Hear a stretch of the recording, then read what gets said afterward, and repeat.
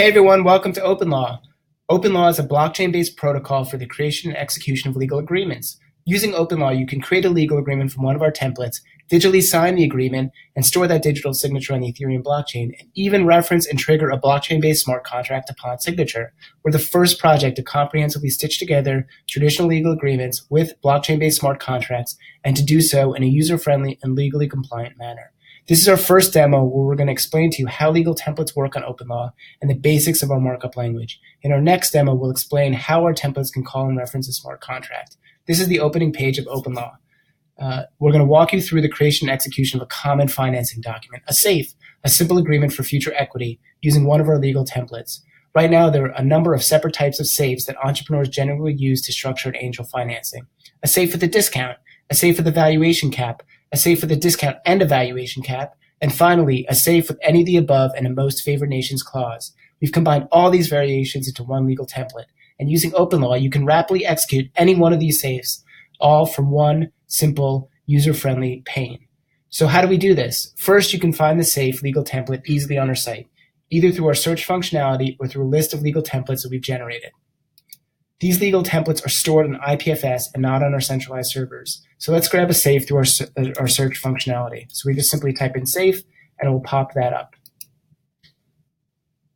Once we've loaded the SAFE from IPFS, you'll see that we have the text of the SAFE on the right and various different inputs on the left. These inputs are generated automatically from our markup language. First, let's take a look at our markup language. To see the markup language, you simply click the Edit button and you can open up the Edit pane.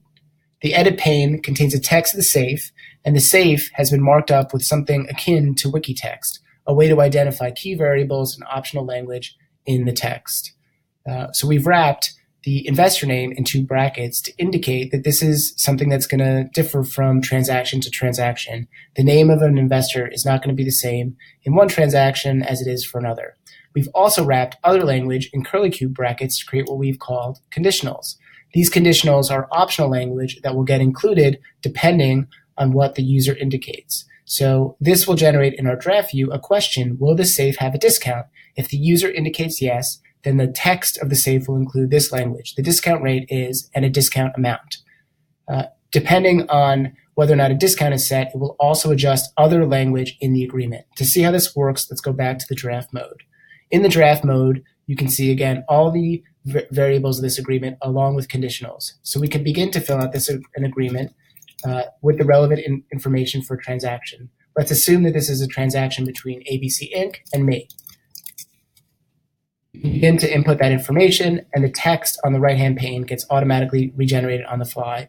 If this SAFE was one that will only have a discount, we can click yes, and it will include the relevant language for a SAFE with a discount.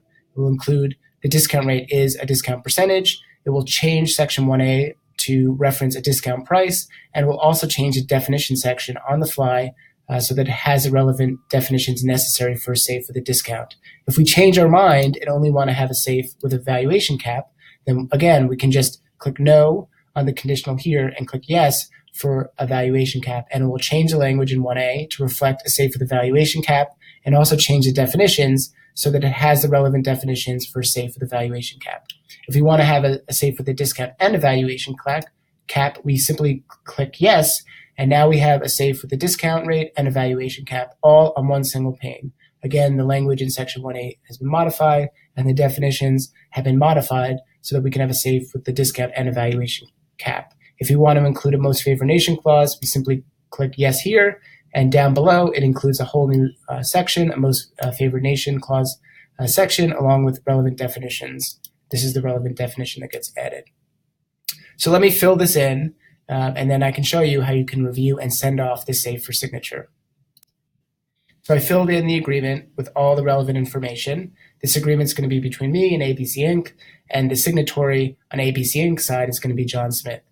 So I can look at the agreement, and I can either review it again, or I can send it directly here for signature. If I click review, it will send me to the review pane. It will take off all the relevant highlighting, and I can look at it to make sure it's in order. If I do not want to have it digitally signed through OpenLaw, I can simply download the agreement in a Word document and then edit it further, or perhaps send it off to various different people for further review. But I want to digitally sign this agreement through OpenLaw. To do so, you simply enter in one or more email addresses. Here, because this is a demo, we're going to use 2 of my email addresses in order to demonstrate how the signature functionality works. So I've entered in 2 email addresses. When I click send, it will generate separate email addresses, one to go to aaron.wright@gmail and one to go to aaron.wright@yu.edu.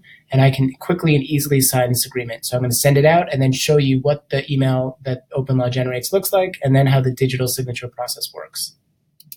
So I click send. It sends it out. And let's see what it looks like from the email box. So in the email box, I've received an email from OpenLaw. It informs me that that Aaron Wright has sent me a simple agreement for future equity to sign. If I click View and Sign Document, it will open up the pane in OpenLaw. And in order to sign the document, since I'm logged in, I simply click Sign Agreement. Once I click that, it will record my digital signature to the Ethereum blockchain. You can see that it's signing right here. If John Smith happened to be checking his email at the same time, he could also digitally sign the agreement in much the same manner. I'm doing that right now. If John Smith says that he's signing the agreement at the same time, you can see that documents can get signed at the same time, and the users are informed of the fact that the agreement is being digitally signed. Right now, the agreement is getting recorded to the Ethereum blockchain. Once it's recorded, it indicates this to the user. We can wait for John Smith's signature to go through. Once that happens, we can see that he has also signed the agreement. So both parties have now signed the agreement.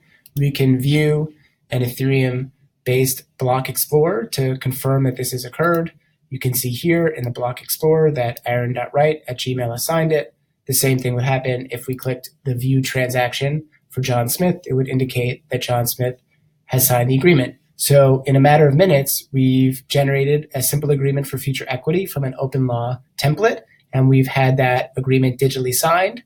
And this is a legally compliant agreement that relies on the Ethereum blockchain for digital signatures.